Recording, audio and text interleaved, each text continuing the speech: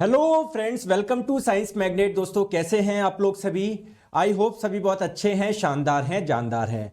दोस्तों हम लोग एटम एंड मॉलिक्यूल कल हम लोगों ने शुरू करा था, लेकिन इलेक्ट्रिसिटी लाइट नहीं होने की वजह से बड़ी क्लास नहीं हो सकी, बहुत चिन्नू सी क्लास हुई थी। ठीक है, चलिए अब हम लोग जितना स्टार्ट हम लोगों ने करा था, जितना थोड़ा सा पढ़ा था, उसके आगे हम लोग चलते हैं। पार्ट नंबर 2 हम लोग शुरू करने जा रहे हैं, एटम एंड मॉलिक्यूल यानी परमाणु एवं अणु का।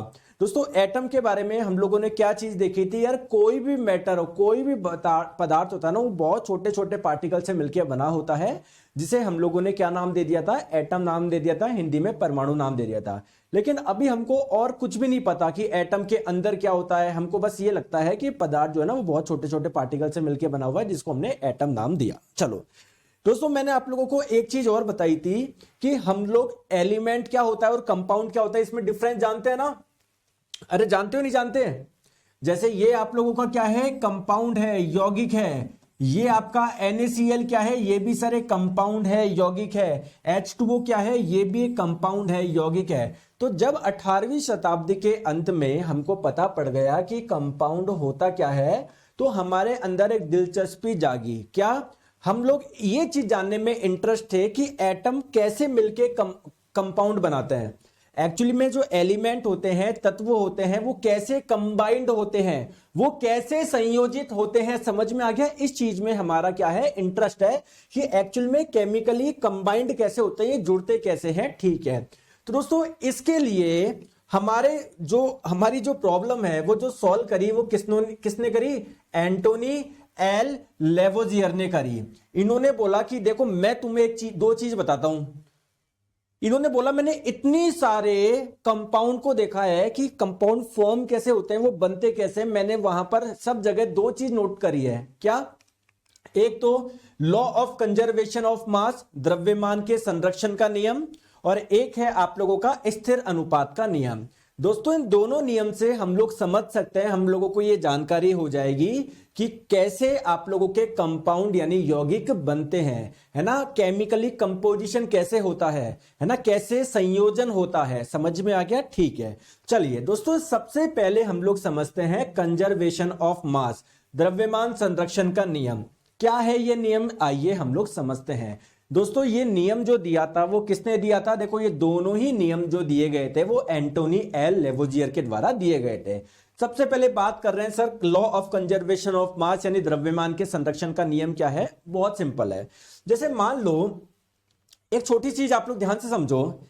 जैसे मान लो मीथेन है, आपने क्या करा, मीथेन को जलाया या लकड़ी को जलाया, कुछ किसी को भी जला लो, आप कार्बन डाइऑक्साइड को जला लो, आप लोग किसी को भी जला लो जिसको आपको जलाना है। तो हमने क्या करा, मीथेन को जलाया, और इसको दोस्तों किसी भी चीज को जलाने में ऑक्सीजन की रिक्वायरमेंट होती है, तो सर यहां पर भी क्या लगी, ऑक्सीजन लगी।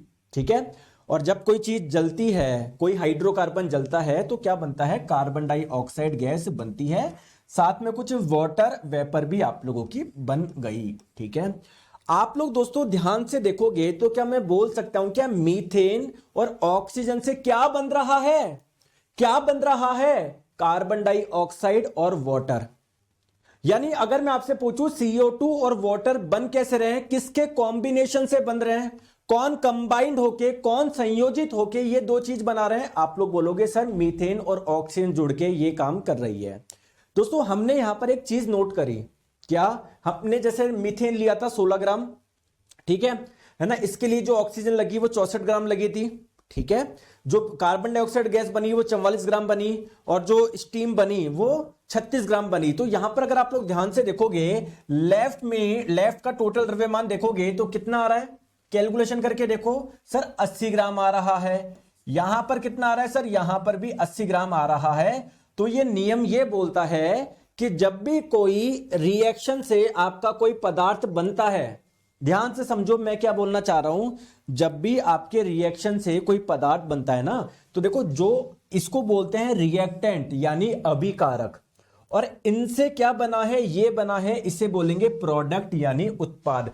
तो इस नियम ये बोलता है कि जब भी कोई रिएक्शन होगी ना, उसमें जितना अभिकारक था, जितना रिएक्टेंट था, उतना ही आपका क्या होगा, प्रोडक्ट होगा, उत्पाद होगा।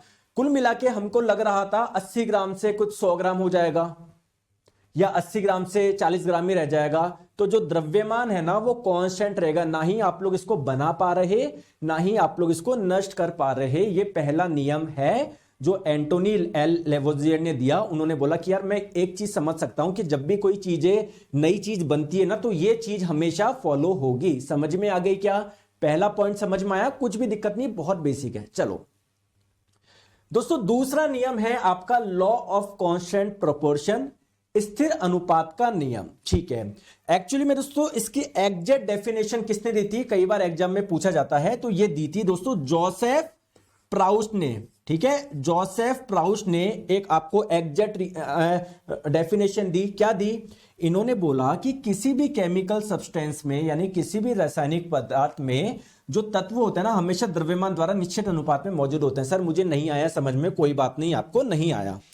दोस्तों आप लोग मुझे बताओ, क्या ये कंपाउंड है, क्या यौगिक है क्या? बिल्कुल सर, बहुत अच्छे से जानते हैं, पहले चैप्टर में हमने बहुत अच्छे से पढ़ा है। ठीक है, जानते हो ना? ठीक है, अब एक काम करो, आप चाहे पानी ये H2O चाहे आप लोग जयपुर से लो, चाहे बीकानेर से लो, चाहे आपके बिहार से लो, पटना से लो, है ना, कोलकाता से लो, कहीं से भी लो, वहां पर एक चीज आप नोट करेंगे कि जो H2O है, ये जो वाटर है, हमेशा किससे मिलके बनता है? हाइड्रोजन और ऑक्सीजन से मिलके बनता है। बहुत बढ़िया। और हमेशा हाइड्रोजन और ऑक्सीजन की संख्या का अनुपात क्या होगा? 2:1 होगा। चाहे आप लोग कौन सा पानी ले लो, वर्षा का पानी ले लो, कोई सा भी पानी ले लो, कहीं का भी ले लो, क्या हमेशा हाइड्रोजन और ऑक्सीजन का रेशो 2:1 होगा क्या? बताओ, होगा क्या? बिल्कुल सर, होगा। अनुराग विश्वकर्मा जी बोल रहे हैं सर ये कौन सी अभिक्रिया है? अनुराग जी अभी हम लोगों को रिएक्शन नहीं पढ़ रहे, वो हमारा अलग चैप्टर है। अभी जो मैं पढ़ा रहा हूं केवल उस पर ध्यान दो। ठीक है, इसलिए अनुराग जी आप कल बोल रहे थे ना रिपीट करो रिपीट करो, वो इसलिए आपको दिक्कत आती है रिपीट करने की, क्योंकि जो पढ़ा रहा हूं वो पढ़ ही नहीं, पता नहीं क्या फालतू में दिमाग लगा रहे हो। ठीक है, इधर देखो दोस्तों, मुझे एक चीज बताओ, अगर मैं आप लोगों को छोटी सी बात पूछूं कि चाय जो बनती है, मान लो वो किससे बनती है? दूध से। या मान लो कॉफी जो बनती है वो किससे बनती है? दूध प्लस कॉफी पाउडर से बनती है। ध्यान से आप लोग समझो, मैं आपको क्या बोल रहा हूं कि कॉफी जो पीने वाली कॉफी होती है ना वो 2 चीजों से मिलकर बनती है, दूध और कॉफी पाउडर। तो दोस्तों दूध का भी तो कुछ वजन होगा ना, 10 ग्राम 20 ग्राम 50 ग्राम। कॉफी पाउडर का भी कुछ वजन होगा, 10 ग्राम 20 ग्राम 50 ग्राम। बहुत बढ़िया। तो आप मुझे एक छोटी सी चीज बताइए, कॉमन सेंस लगा के बताइए कि अगर देखो एक चीज मैं भी छोटी चीज बता दूं, मॉलिक्यूल अणु किसको बोलते हैं? दोस्तों परमाणु मिलके बनाते हैं अणु, एटम्स मिलके बनाते हैं मॉलिक्यूल। जैसे ये क्या है? एक मॉलिक्यूल है, अणु है। क्यों? क्योंकि सर ये 2 हाइड्रोजन के एटम और एक ऑक्सीजन के एटम से मिलके बना हुआ है, तो एटम के संयोजन से क्या बनता है? मॉलिक्यूल बनता है। बहुत बढ़िया। और हमेशा इसके एक मॉलिक्यूल में, एक अणु में 2 हाइड्रोजन के एटम होंगे, एक ऑक्सीजन का एटम होगा, ये फिक्स है। दोस्तों हाइड्रोजन का जो एक एटम होगा उसका कुछ ना कुछ तो द्रव्यमान होगा ना, 1 ग्राम 2 ग्राम 20 ग्राम, या बहुत कम जो भी हो, 1 किलो 2 किलो 5 किलो, कुछ तो होगा ना। सिमिलरली ऑक्सीजन का जो एटम है उसका भी कुछ ना कुछ द्रव्यमान होगा, 1 किलो 2 ग्राम 20 ग्राम, कुछ ना कुछ तो होगा। तो अगर दोस्तों इनकी संख्या का अनुपात एक फिक्स है, तो हाइड्रोजन और ऑक्सीजन के द्रव्यमान का अनुपात भी तो फिक्स होगा। जैसे मान लो, अभी मैं बताता हूं, आगे हम लोग पढ़ेंगे, हाइड्रोजन के एक एटम का द्रव्यमान होता है 1 AMU, तो 2 का कितना होगा? 2 AMU होगा। बहुत बढ़िया। ठीक है, ऑक्सीजन के एक एटम का द्रव्यमान होता है 16 AMU। तो क्या मैं बोल सकता हूं कि इसमें H2O में जो भी हाइड्रोजन और ऑक्सीजन का अगर आप द्रव्यमान का अनुपात निकालेंगे तो वो हमेशा 1:8 आएगा द्रव्यमान का। तो बस ये नियम यही बोलता है कि कोई भी पदार्थ जिनसे मिलके बना हुआ है, जिन तत्व से मिलके बना हुआ है, उनके द्रव्यमान का जो रेशो होगा ना वो फिक्स होगा। जैसे दोस्तों पानी H2O में आप लोग चाहे देखो, चाहे आप लोग 1 किलो पानी लो, चाहे आप लोग थोड़ा सा पानी लो, उसमें हमेशा हाइड्रोजन और ऑक्सीजन किस अनुपात में मिलेगा? 1:8 में मिलेगा।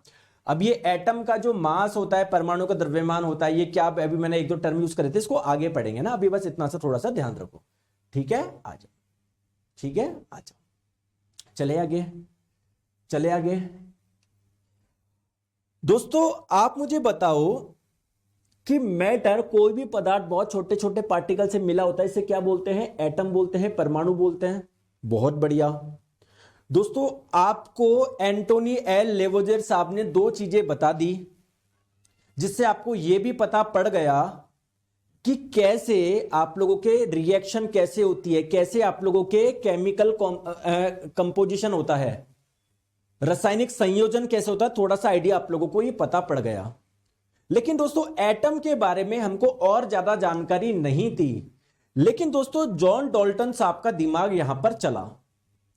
उन्होंने क्या बोला यार, उन्होंने दिमाग लगाया कि यार यहां पर ये मिलके ये बना रहे हैं और ये बना रहे हैं, यार ये भी बहुत छोटे छोटे पार्टिकल से मिलके बना हुआ होगा, ये भी बहुत छोटे छोटे पार्टिकल से मिलके बना होगा, तो इसके कुछ पार्टिकल और इसके कुछ पार्टिकल से आप लोगों का ये पदार्थ बना होगा, कुछ इसके पार्टिकल से ये पदार्थ बना होगा, ठीक है।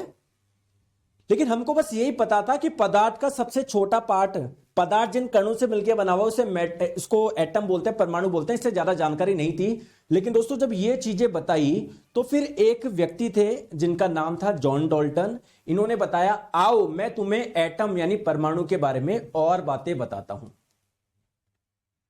इन्होंने क्या बोला, आ जाओ तुमको एटम परमाणु के बारे में और भी बातें बताता हूं। तो इन्होंने जो अपना सिद्धांत दिया उसे ही बोलते हैं एटॉमिक थ्योरी, परमाणु सिद्धांत। तो अगर आप लोगों से पूछा जाए एटॉमिक थ्योरी किसने दी, एटम के बारे में ये चीजें होती है किसने बताई, जॉन डाल्टन साहब ने बताई, ठीक है।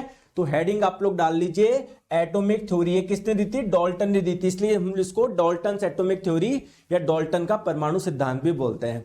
दोस्तों इसके ईयर में कई बार कंफ्यूजन होता है, सर 1803 में दिया था या 1808 में दिया था। दोस्तों ये जो इन्होंने थ्योरी दी थी वो 1803 में दी थी। आप लोग एनसीईआरटी में भी देख सकते हैं, वहां पर बताया हुआ है आप लोग, सॉरी 1808 में, देखो मैंने गलती कर दी ना इधर,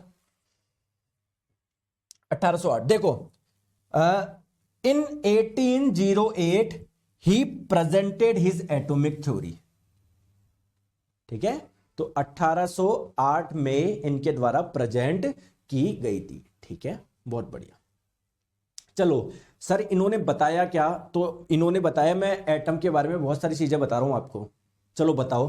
तो आओ, इन्होंने पहला पॉइंट बताया कि एक चीज ध्यान रखो, all matter is made of very tiny particles.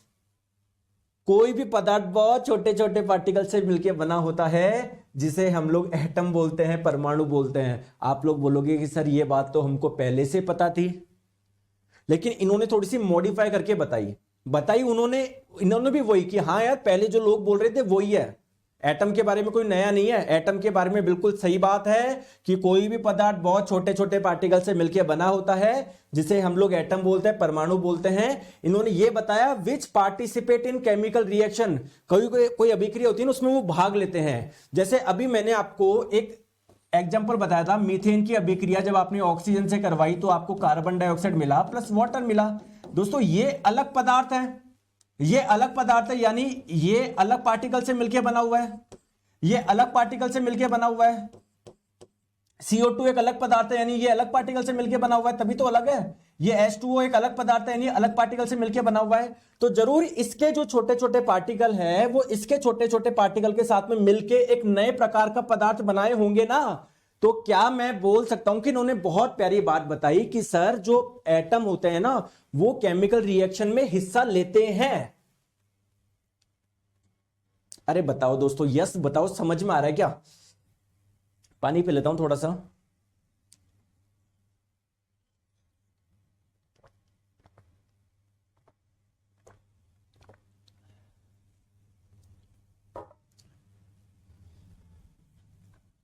ठीक है सर, इन्होंने ये बात बताई, बहुत अच्छी बात है, लेकिन गलती से ये मत बोल देना एटम नाम किसने दिया।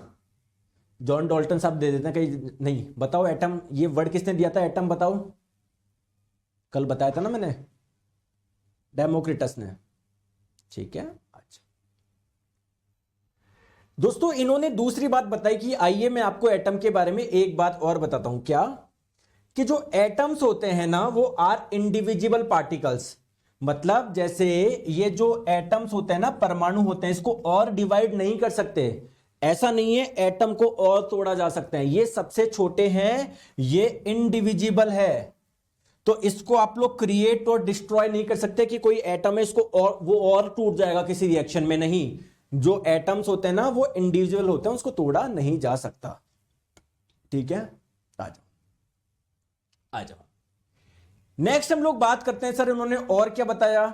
इन्होंने बताया कि सुनो एटम के बारे में और बात बता रहा हूं कि एटम जो होता है ना, given elements are identical in mass and chemical property. जैसे मान लो किसी तत्व के जो एटम होते हैं ना, परमाणु होते हैं, वो आइडेंटिकल होता है। आइडेंटिकल का मतलब बिल्कुल एक जैसे होते हैं, उनके द्रव्यमान भी, उनकी केमिकल प्रॉपर्टी भी। जैसे इनके अनुसार कार्बन का एटम जो होता है ना, चाहे आप लोग जयपुर से लो चाहे बीकानेर से लो, इस दुनिया में जितने भी कार्बन के एटम हैं, जितने भी कार्बन के परमाणु हैं, वो बिल्कुल एक जैसे होंगे, बिल्कुल आइडेंटिकल होंगे।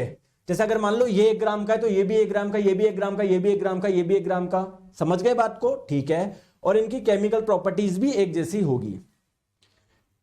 दोस्तों नेक्स्ट हम लोग बात करते हैं, इन्होंने और क्या बताया। इन्होंने ये बताया कि अलग अलग तत्व के जो परमाणु होंगे, डिफरेंट डिफरेंट एलिमेंट के जो एटम्स होंगे ना, वो डिफरेंट होंगे, उनके मास डिफरेंस होंगे, उनका द्रव्यमान अलग होगा, उनकी प्रॉपर्टी अलग होगी। जैसे इन्होंने बोला हाइड्रोजन का जो एटम है वो अलग प्रकार का होगा, ऑक्सीजन का अलग प्रकार का होगा, कार्बन का एटम अलग प्रकार का होगा, सोडियम का एटम अलग प्रकार का होगा। समझ में आया? समझ में आया क्या? बहुत बढ़िया। चलिए और क्या बताया सर इन्होंने। दोस्तों ये भी बताया कि जब atoms combines in the ratio of small whole number to form compound. इसका मतलब क्या है? देखो जैसे मान लो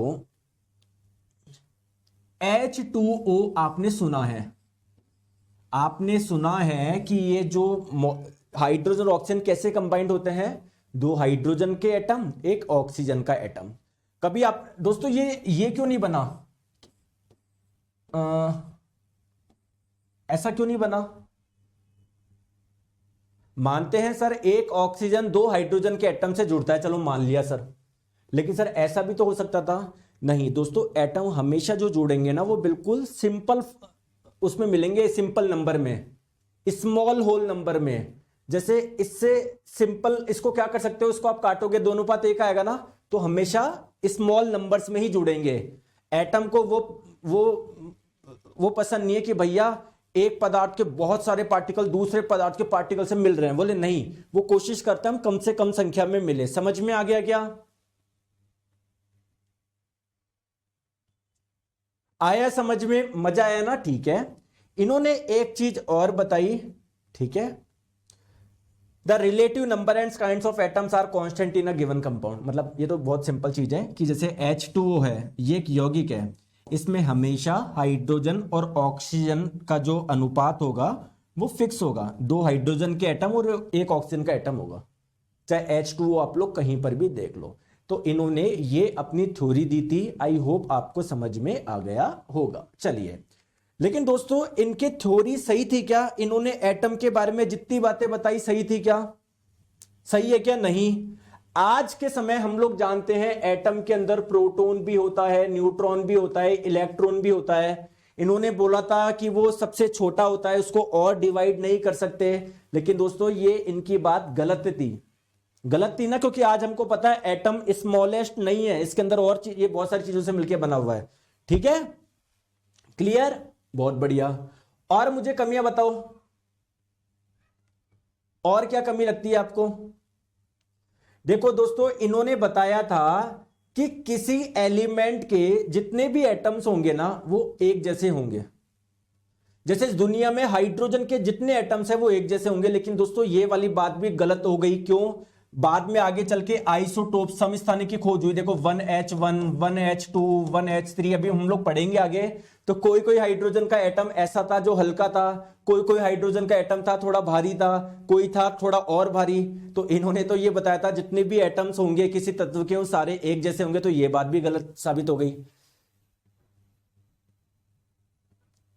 दोस्तों इन्होंने एक बात और बताई थी, विभिन्न तत्वों के परमाणु का द्रव्यमान और रासायनिक गुण अलग अलग होते हैं। लेकिन दोस्तों जब आगे जाके आइसोबार समभारिक की खोज हुई तो कुछ अलग अलग तत्व के, अभी हम लोग आगे पढ़ेंगे, परमाणु ऐसे थे जिनकी विशेषता एक जैसी थी, जिसको हम लोग आइसोबार्स बोलते हैं, समभारिक बोलते हैं। ठीक है, चलो सब छोड़ो, यहां तक समझ में आ गया? कोई दिक्कत? तो इसकी कुछ लिमिटेशन है। लिमिटेशन क्या है? इन्होंने बोला था कि स्मॉलेस्ट इंडिविजुअल पार्टिकल है, ये गलत साबित हुई, क्योंकि एटम के अंदर प्रोटॉन, न्यूट्रॉन, इलेक्ट्रॉन पाए जाते हैं, जब आगे चल के हमको पता पड़ा। ठीक है, एक तत्व के परमाणु के अलग अलग द्रव्यमान हो सकते हैं, जिसे आइसोटोप बोलेंगे, समस्थानिक बोलेंगे। अलग तत्व के परमाणु का द्रव्यमान समान हो सकता है, इन्होंने बोला था समान नहीं हो सकते, इनको आइसोबार्स बोलते हैं हम लोग। ठीक है, एक चीज, पदार्थ जो एक ही प्रकार के परमाणु से बने होते हैं उनके अलग अलग गुण हो सकते हैं। इन्होंने बताया था कि कोई पदार्थ है ना, वो जिन पार्टिकल से मिलकर बना हुआ है उसकी विशेषता अलग होगी, कोई दूसरा पदार्थ जिन पार्टिकल से मिलकर बना हुआ है उनकी विशेषता अलग होगी। लेकिन मेरा क्वेश्चन है, आपने सुना है डायमंड? दोस्तों डायमंड किससे बनता है? कार्बन के एटम से। ग्रेफाइट किससे बनता है? कार्बन के एटम से। फुलरीन किससे बनता है? कार्बन के एटम से। तो ये तीनों पदार्थ समान प्रकार के परमाणु से मिलकर बने हुए, लेकिन तीनों में अलग अलग विशेषता होती है, तो इनकी ये वाली बात भी गलत साबित हो गई। ठीक है, चलिए अब हम लोग आगे चलते हैं। तो फाइनली सर मुझे ये बताओ, एटम बोले किसको, परमाणु को हम लोग क्या समझे? आइए दोस्तों, एटम का मैं बहुत बेसिक डेफिनेशन जो आपकी एनसीईआरटी में ली हुई है और जो हम अभी तक पढ़ते हुए आए हैं कल से, वो यही है, the building block of all matter are atoms. कोई भी मैटर, कोई भी पदार्थ किससे बना हुआ है? वो पूरा का पूरा मैटर किससे मिलकर बना हुआ है? छोटे छोटे एटम से। जैसे अगर मैं आप लोगों को बात करूं कि ये पूरी की पूरी दीवार किससे मिलके बनी हुई है, सर बहुत सारी ईंटें मिलके ये पूरी की पूरी वॉल बना रही है। सिमिलरली कोई भी पदार्थ हो, चाहे ये पेन हो, ये रिमोट हो, ये पेन हो, कोई लोहे की रॉड हो, कोई भी हो, मिट्टी हो, जैसे मान लो ये मिट्टी है, ये भी बहुत छोटे छोटे छोटे छोटे छोटे छोटे छोटे पार्टिकल से मिलके बनी हुई है, जिसे आप लोग क्या बोलोगे? एटम बोलोगे। बहुत बढ़िया सर, यहां तक मुझे अच्छे से समझ में आ गया। सर क्लास कितने बजे शुरू होती है? हरिओम जी 1 बजे होती है। ठीक है, आ जाओ। अब मेरा क्वेश्चन ये है कि एटम कितना बड़ा होता है? चलो सर हमको ये तो समझ में आ गया, एटम किसको बोलते हैं, हमको समझ में आ गया। लेकिन सर एटम बड़ा कितना होता है? दोस्तों आप कितना छोटा सोच सकते हो? कोई भी पदार्थ बहुत छोटे छोटे पार्टिकल से मिलकर बना होता है, जैसे एटम बोलते हैं, परमाणु। लेकिन उस एटम की साइज क्या होती है? सर एक चीज मुझे बताओ, एक्चुअली मैं बताऊं, एटम, परमाणु क्या होता है? दोस्तों आप जितना छोटा सोच सकते हो ना, आपकी इमेजिनेशन कितनी है, उससे भी छोटा होता है। ठीक है, जैसे मैं आपको बताता हूं, पहली चीज ध्यान से समझो। देखो हम लोगों को लगता है कि सर जैसे हम खाने पे नमक डालते हैं, सर नमक का दाने जितना होगा। मैं बचपन में ऐसे सोचता था कि यार एटम इतना छोटा होगा, नमक के दाने जितना। लेकिन दोस्तों नमक का एक दाना जो आप देख रहे हो ना, एक दाना, उससे भी बहुत छोटा होता है।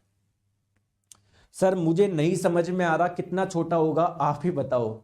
दोस्तों इतना छोटा होता है कि आप लोग लाखों परमाणु को जब एक के ऊपर एक जमा कर दो ना, जैसे मान लो एक एटम, उसके ऊपर दूसरा, दूसरे के ऊपर तीसरा, ऐसा करके लाख से भी ज्यादा एटम आप लोग एक साथ जमा कर दो ना, तब भी बताऊं क्या होगा? बड़ी कठिनाई से कागज के एक शीट जितनी मोटाई की परत बनेगी। जैसे कागज की मोटाई होती है ना, कुछ मोटाई, तो आप बोलोगे सर मोटाई तो बहुत कम होती है। अरे जो एटम्स होते हैं ना, वो करोड़ों, लाखों, करोड़ों एटम जब आप लोग एक साथ इकट्ठा कर दोगे ना, तब भी उसकी उतनी मोटाई नहीं होगी जितनी एक कागज की शीट की होती है। समझ में आया क्या? दोनों एग्जांपल आप लोगों को मतलब एनसीईआरटी में इसी प्रकार समझाया कि सुन लो, एटम इतना छोटा होता है। तो क्या मैंने आपको क्या बोला था? एटम इतना छोटा होता है जितना आप लोग इमेजिन भी नहीं कर सकते। ठीक है, चले आगे, यहां तक समझ में आ गया? हाँ सर समझ में आ गया।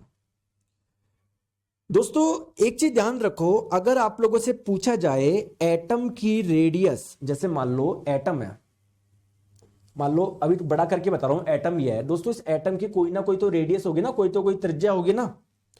तो सर जब ये इतना छोटा है तो इसकी रेडियस को किस में नापेंगे? मीटर में तो नापेंगे नहीं, क्योंकि बहुत छोटा है। तो दोस्तों ध्यान रखिएगा, हम लोग नैनोमीटर में नापते हैं। ठीक है, जैसे मैंने आपको बोला कि यार कोई एटम है, इसकी रेडियस है 2 नैनोमीटर। तो 2 नैनोमीटर का मतलब क्या? नैनो का मतलब होता है 10 की पावर -9, तो 2 × 10 की पावर -9 मीटर। इसका मतलब 0.00000000002 मीटर। देखो कितना छोटा हुआ।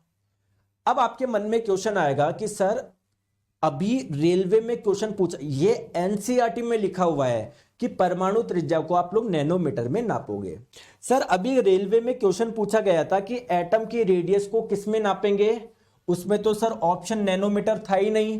एक ऑप्शन दिया हुआ था आर्मस्ट्रॉन्ग, जिसका सिंबल होता है एक के ऊपर डॉट, एक दिया हुआ था कि मीटर में नापेंगे, एक दिया हुआ था किलोमीटर में नापेंगे, ऐसे कुछ करके। फिर सर क्या करे, अरे आप मुझे कॉमन सेंस बताओ, एक आर्मस्ट्रॉन्ग का मतलब क्या होता है, 10 की पावर -10 मीटर, ठीक है। तो यार मान लीजिए अगर कोई एटम है जिसकी रेडियस मान लो कितनी है, 2 नैनोमीटर है, 2 नैनोमीटर का मतलब 2 गुना 10 की घात -9 मीटर, ठीक है दोस्तों। 10 से भाग लगा दूं, 10 से गुना कर दूं, कोई दिक्कत है क्या, नहीं।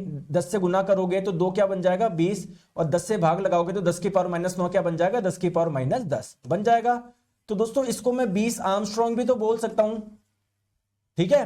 तो 2 नैनोमीटर या 20 आर्मस्ट्रॉन्ग, ये दोनों आप लिख सकते हो ना, कोई दिक्कत थोड़ी है। हाँ इसमें तो फिर भी दिक्कत है, इसमें तो फिर भी दिक्कत है। तो एटम की रेडियस को आप चाहे नैनोमीटर में नापो, आर्मस्ट्रॉन्ग, दोनों में माप सकते हैं, है ना, कहीं कोई दिक्कत नहीं है। तो ऑप्शन में अगर आपके पास में नैनोमीटर नहीं आता है तो आप लोग आंख बंद करके आर्मस्ट्रॉन्ग पे क्लिक कर देंगे, कहीं कोई दिक्कत नहीं है। एक आर्मस्ट्रॉन्ग में 10 की पावर -10 मीटर होता है। नीतीश कुमार जी नहीं आएगी सर, आपकी हिंदी की बुक कब आएगी, नहीं आएगी, जरूरत नहीं है, इधर पढ़ लो। इतनी देर से एक कमेंट कर रहा हूं, आपको मैं क्या बोल रहा हूं यार, पढ़ाई के अलावा सब पे ध्यान देते हो यार, आएगी जब मैं बता दूंगा आपको, आप इधर पढ़ लो। दोस्तों समझ में आया, बढ़िया कॉन्सेप्ट था, कॉन्सेप्ट बढ़िया था, कोई दिक्कत कोई परेशानी नहीं है, बिल्कुल सर। चलो आगे आ जाओ। अब गुरुजी मुझे एक चीज बता दो, मतलब पूछो सर, जैसे हाइड्रोजन के एटम अलग होंगे कार्बन के एटम से, मैंने बोला बिल्कुल, कार्बन के एटम सर अलग होंगे ऑक्सीजन के एटम से, बिल्कुल। तो सर ये अलग अलग एलिमेंट जो है, अलग अलग जो तत्व है, उनको रिप्रेजेंट करने का तरीका क्या है, उसका कोई सिंबल है क्या, बिल्कुल है। कार्बन का सिंबल है C, ठीक है, हाइड्रोजन का है H, और बताओ आयरन का है ये Fe, और बताओ सोडियम का है Na। लेकिन दोस्तों ये अभी सिंबल है, आज के समय, स्टार्टिंग में जब बहुत ज्यादा तत्व ज्ञात नहीं थे तो उनके लिए जो सिंबल दिए गए वो किसके द्वारा दिए गए, जॉन डाल्टन के द्वारा दिए गए। दोस्तों जॉन डाल्टन ने क्या दिया, कुछ सिंबल दिए कि इस तत्व का सिंबल ये होगा, इस तत्व का ये होगा। जैसे दोस्तों इस बार ग्रुप डी में पूछा गया था कोई सिंबल, मुझे एग्जैक्टली पता नहीं कि हाँ फास्फोरस का पूछा गया था कि यार ये सिंबल कौन से तत्व का है, बताओ ये सिंबल कौन से तत्व का है। तो जैसे आज के समय आपको पता है फास्फोरस का सिंबल ये है, लेकिन पहले फास्फोरस का सिंबल ये था। तो आपको सिंबल याद रखने पड़ेंगे। सर ऐसे तो कितने याद रखूंगा, हमारे पास में 118 तत्व है, के 118 सिंबल याद रखूंगा क्या, नहीं। उस समय तत्व ही बहुत कम ज्ञात थे, बहुत कम तत्वों के लिए सिंबल दिए गए। तो आपके एनसीईआरटी में ये आपको दिए हुए 12 सिंबल याद रह जाएंगे क्या, बहुत सिंपल है। देखो हाइड्रोजन का क्या होता है, सिंपल, सॉरी पहले ऑक्सीजन का बताता हूं। ऑक्सीजन का क्या है, सिंपल एक सर्किल। हाइड्रोजन का क्या है, एक बिंदी लगा दो। कार्बन का क्या है, इस पूरे सर्किल को भर दो, ठीक है। फास्फोरस का क्या है, मर्सिडीज का साइन। सल्फर का क्या है, एक सर्किल लो उसके 4 भाग कर दो। आयरन का क्या है, एक सर्किल उसमें आई लिख दो। मरकरी का क्या है, एक सर्किल उसके सरकमफ्रेंस पे से डॉट लगा दो, ठीक है। तो ये कुछ सिंबल है जो आपको ध्यान रखने हैं। लेकिन आपको पता है अब हम लोग ये सिंबल यूज नहीं करते हैं, क्यों, क्योंकि सर कितने सिंबल याद रखेंगे। तो इसीलिए हम लोग अब कैसे याद, एलिमेंट जो होते हैं, तत्व जो होते हैं, उसके सिंबल यानी प्रतीक क्या होते हैं, क्या होते हैं बताओ सर, उनके नाम का पहला लेटर या उनके नाम का दूसरा लेटर। दोस्तों एक चीज मुझे बताओ,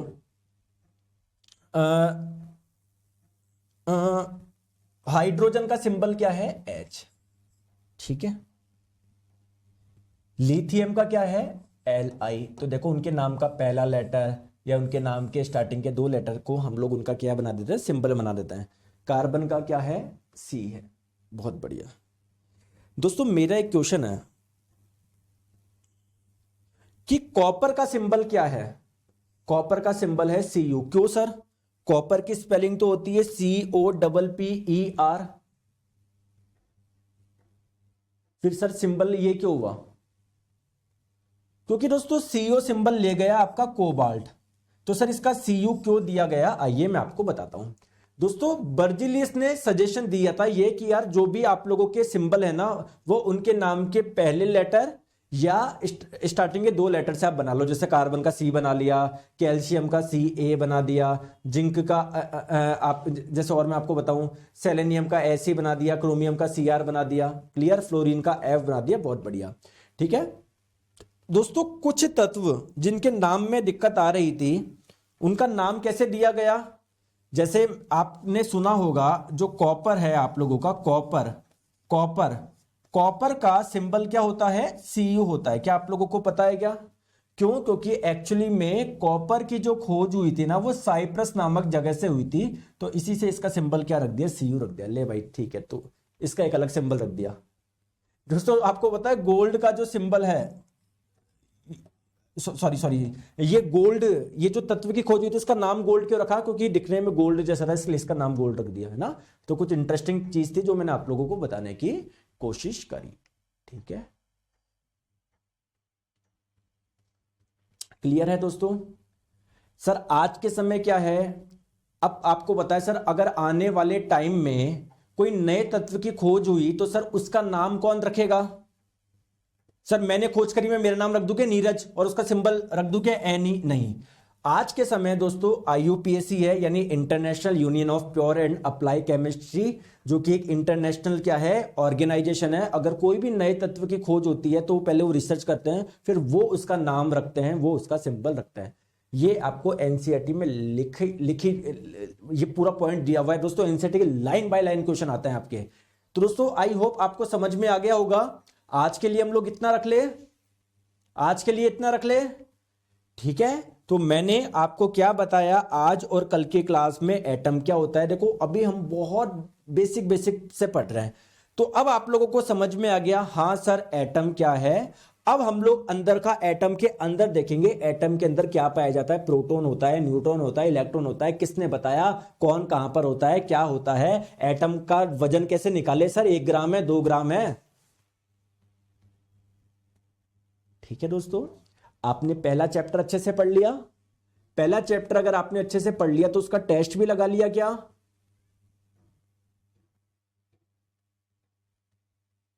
टेस्ट लगा लिया, अच्छा था।